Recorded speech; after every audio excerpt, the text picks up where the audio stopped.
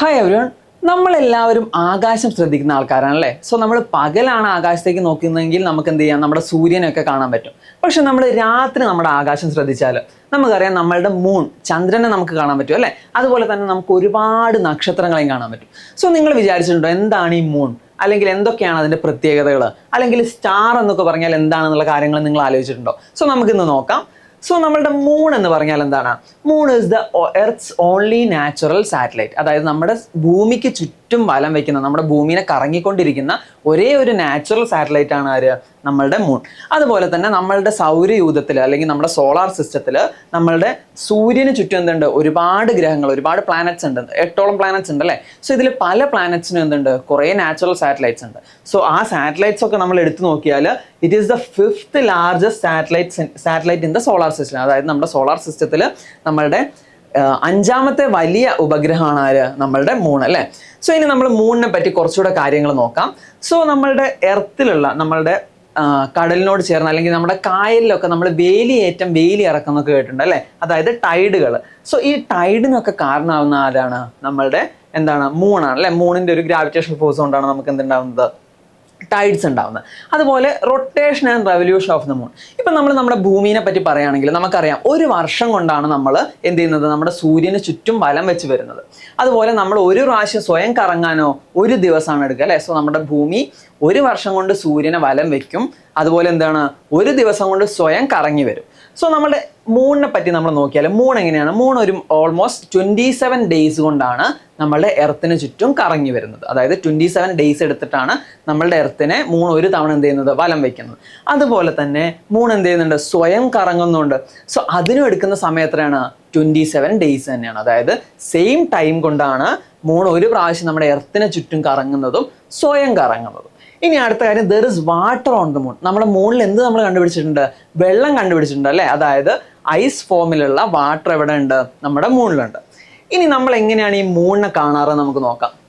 നമുക്ക് കുറച്ച് മൂണിനെ കാണാൻ പറ്റി, കുറച്ചും കൂടെ കാണാൻ പറ്റുന്നുണ്ട്. സോ മൂണിൻ്റെ ഒരു പകുതിയോളം നമുക്ക് കാണാം. യെസ്, നമുക്കിപ്പോൾ ഓൾമോസ്റ്റ് ഒരു ഫുൾ ഷേപ്പിലുള്ള മൂണിനെ കാണാം അല്ലേ.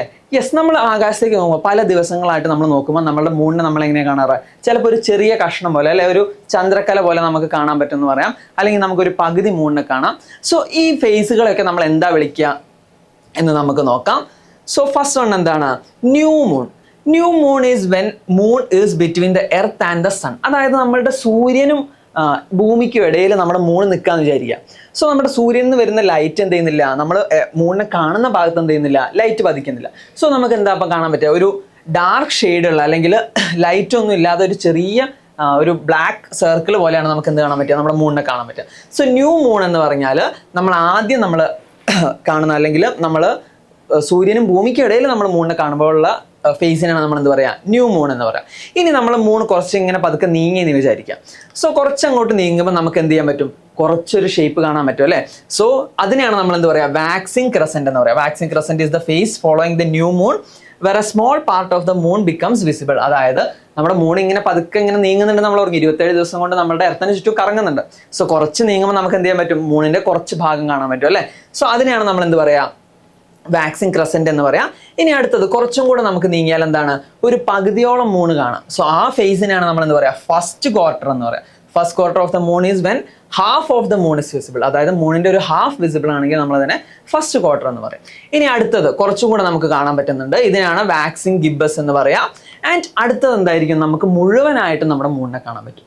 So the full moon is when the entire face of the moon is illuminated. അതായത് മൂണിന്റെ നമ്മൾ കാണുന്ന ഭാഗം മുഴുവൻ നമുക്ക് എന്താണ്? നമ്മുടെ സണ്ണിൽ നിന്ന് ലൈറ്റ് പതിച്ച് നമുക്ക് ഫുള്ളായിട്ട് കാണാൻ പറ്റുന്നുണ്ടെങ്കിൽ നമ്മൾ അതിനെന്താ പറയാ? ഫുൾ മൂൺ എന്നാ പറയാം. സോ ഇനി നമ്മൾ ആലോചിച്ച് നോക്കും, ഇനി എന്താ ചെയ്യുക? ഇനി മൂൺ ഇങ്ങനെ മൂവ് ചെയ്ത് നമുക്ക് കുറച്ച് കാണാതെയോ. സോ അതിനെയാണ് നമ്മൾ വെയിനിങ് ഗിബസ് എന്ന് പറയാം. ഇനി കുറച്ചും കൂടെ മൂണിൻ്റെ ഷെയ്ഡ് വന്നാൽ നമ്മൾ എന്ത് പറയും? ഇതാണ് ലാസ്റ്റ് ക്വാർട്ടർ. അതായത് നമ്മൾ ഈ സൈഡ് നമ്മൾ കാണുമ്പോൾ നമ്മൾ അതിനെ ഫസ്റ്റ് ക്വാർട്ടർ എന്ന് പറയും. കുറച്ചുകൂടെ കഴിഞ്ഞാൽ നമുക്ക് എന്താണ്? നമ്മുടെ ഫുൾ മൂൺ വന്നു, പിന്നെ ലാസ്റ്റ് ക്വാർട്ടർ വന്നു. ഇനി അടുത്ത സ്റ്റേജിനാണ് നമ്മൾ എന്താ പറയുക? വെയിനിങ് ക്രസന്റ് എന്ന് പറയാം. സോ ഇവിടെ നമുക്ക് മൂണിന്റെ ചെറിയൊരു പോർഷൻ മാത്രമേ കാണാൻ പറ്റുള്ളൂ. സോ ഇനി ഇത് കഴിഞ്ഞാൽ എന്താ ഉണ്ടാവുക? നമ്മൾ ആദ്യം പറഞ്ഞാലേ നമ്മുടെ ന്യൂ മൂണിലേക്കാണ് ഇത് കഴിഞ്ഞാൽ വരിക. സോ ഇനി അടുത്ത ആൾക്കാർ, അടുത്ത ആൾക്കാർ സ്റ്റാർസ് ആണ്. നമ്മളിപ്പോൾ മൂണിനെ പറ്റി പഠിച്ചു, മൂണിന് കുറേ ഫേസസ് ഉണ്ടെന്ന് നമ്മൾ അറിഞ്ഞു. ഇനി നമ്മൾ ആകാശത്ത് നോക്കിയാൽ നമുക്ക് ഒരുപാട് സ്റ്റാറുകളെ കാണാൻ പറ്റും.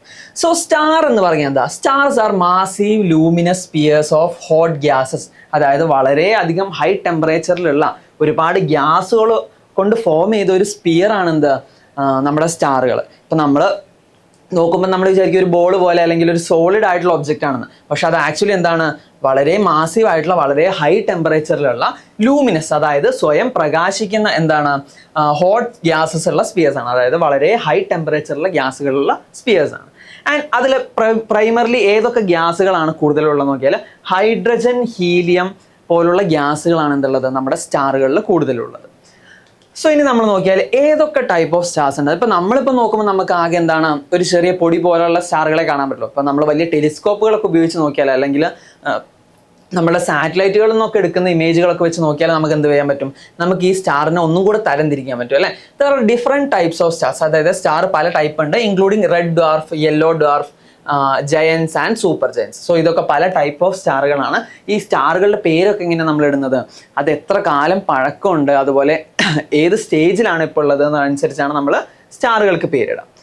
സോ നമ്മൾ ഇനി നോക്കിയാൽ നമ്മളെ സ്റ്റാറുകളുടെ സെറ്റുകളെ ഇപ്പം നമ്മൾ നോക്കുമ്പോൾ കുറച്ച് പാറ്റേൺ ഒക്കെ കാണാം അല്ലേ. ഇപ്പം ചില 3 സ്റ്റാറുകൾ നമ്മൾ അടുത്തുണ്ട്, അതുപോലെ ചിലപ്പോൾ ഒരു 5 or 10 സ്റ്റാറുകൾ നമുക്ക് അടുത്തുണ്ടാവും. സോ ഈ സ്റ്റാറുകളുടെ ഗ്രൂപ്പിനെയാണ് നമ്മൾ എന്ത് പറയുക, കോൺസ്റ്റലേഷൻസ് എന്ന് പറയാം. So constellations are group of stars forming recognizable pattern often named after mythological beings, animals or objects. So ഇവർ ശരിക്കും ഒരു ഗ്രൂപ്പായിട്ടിരിക്കുകയാണോ? അല്ല.